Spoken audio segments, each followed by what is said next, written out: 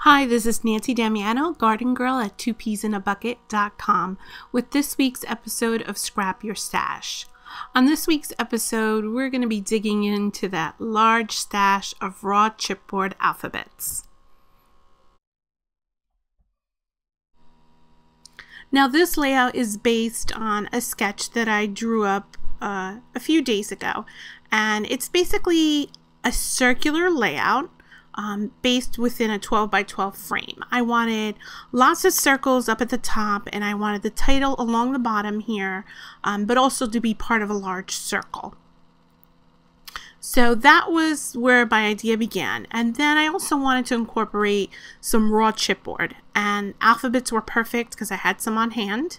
And instead of covering them with patterned paper like we used to do years ago, I figured I would use some embossing powders to give them a nice, shiny, modern look, and stick with some nice bright colors. Now this ring you see, I used some spare chipboard that I had, and I have all the colors of Zing embossing powder with the names on the back. And this is a really quick an easy reference guide for me to use when I'm scrapbooking and I want to match my embossing powders to my patterned papers.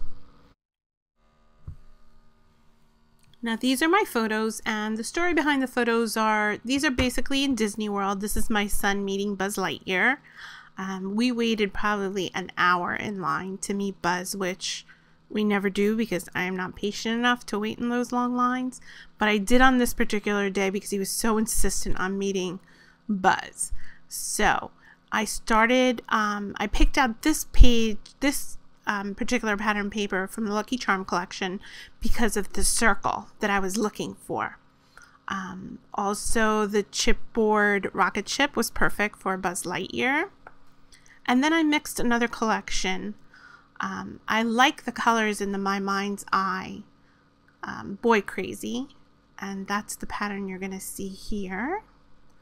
And I mixed those with Lucky Charm, which you would think would not go together, but they do. This red solid is from Lucky Charm.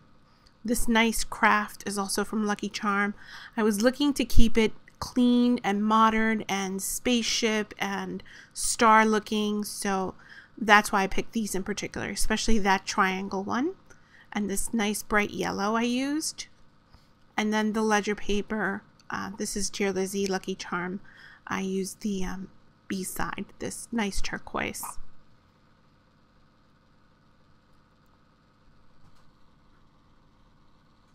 I based all the colors basically on that spaceship. So I chose my Zing inks, my Zing embossing powders right from there in rouge and the turquoise, the navy, and then this nice mustardy yellow. And these are the opaques, not the glitters. If I had the glitters, I probably would have used them. I also pulled out some enamel dots. Those are really basic embellishments, just like brads were at one time for me now. These are the brads that match My Mind's Eye, and some flair, because I usually do add a little bit of flair to most of the pages that I make.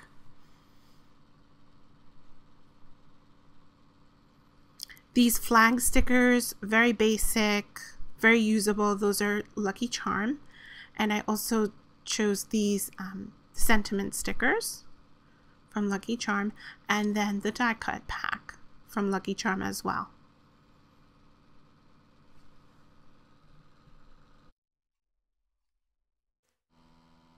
Okay, I began the page on the Map of the Stars paper, not only for the circle, but also for the nice neutral background. And now these are 2-inch seals that I cut with my silhouette out of the nice bright pattern papers. And I'm going to align them along the top, random order. And I'm just following the sketch that you see in the left-hand side there with my chipboard title along the bottom. And now the photos and the journaling and everything else is going to go straight in the center. So I'm going to use every bit of this 12 by 12 page. I like how the seal shapes at the top almost look like sunbursts. I think that goes really well with the space theme that we're using here, and that's why I used that instead of a plain circle. Now the rocket I put down on a clear sheet because I'm not ready to commit to that yet. I'm going to see how these photos fit and where I'm going to put my journaling before I put that down.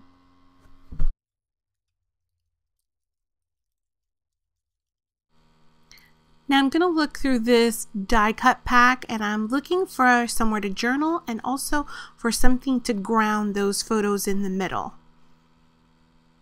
And I'll go through several pieces before choosing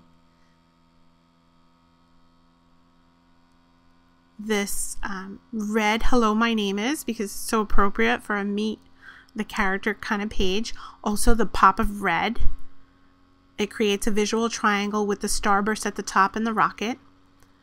And then the navy blue rectangle is a perfect place to anchor the entire cluster, and also repeats the navy blue color. Now I'm going to get started in covering up those raw chipboard alphabets. I've pulled 4 different colors of embossing powder. I want to make it really colorful.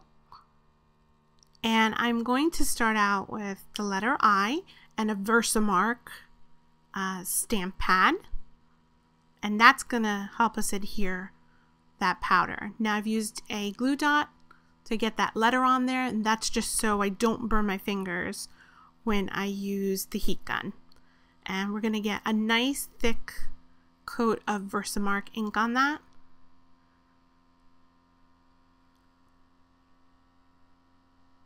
And then a good sprinkling of the yellow embossing powder.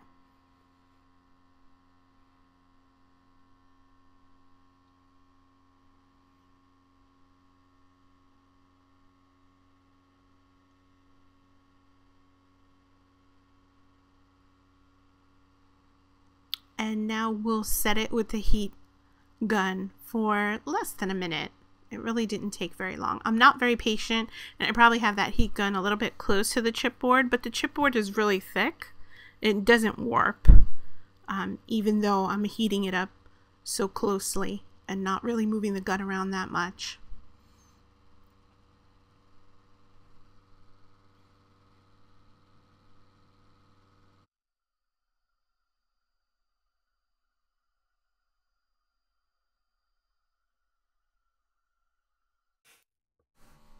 Okay, now that we're done, it has almost like an orange peel sort of texture to it. So I'm going to add another layer. I'm going to repeat the exact same steps. And that's just going to give me a thicker layer and a little bit more color. And there I just fast forwarded so you could see the end result. I love these Zing embossing powders. I have a few other brands, and these seem to be thicker and more vibrant. Now I went ahead and embossed all the letters, and I did 2 in each color just for a whimsical, colorful look. It just looks like Toy Story to me, and I do like the way it turned out. And now I was going to add some enamel dots, but then I noticed the constellation paper in the background and how the stars were connected, not only with dots, but with lines.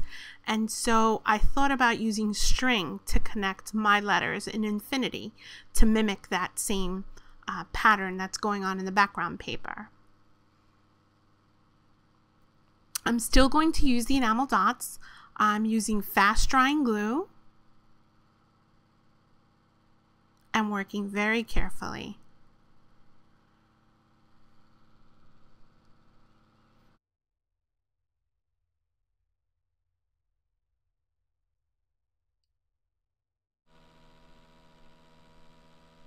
I'm still using the enamel dots basically as anchors, but also as another layer of texture. And now what I found worked the best was to glue the string down to the letter and then place the enamel dot over.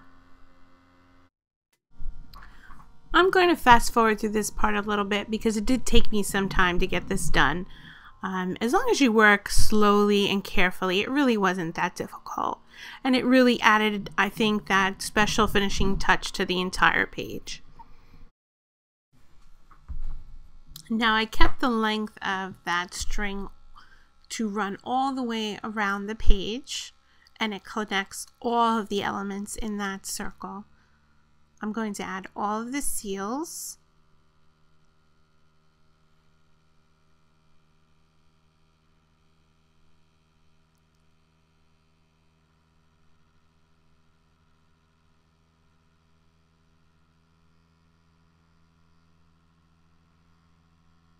And here it got a little bit tricky.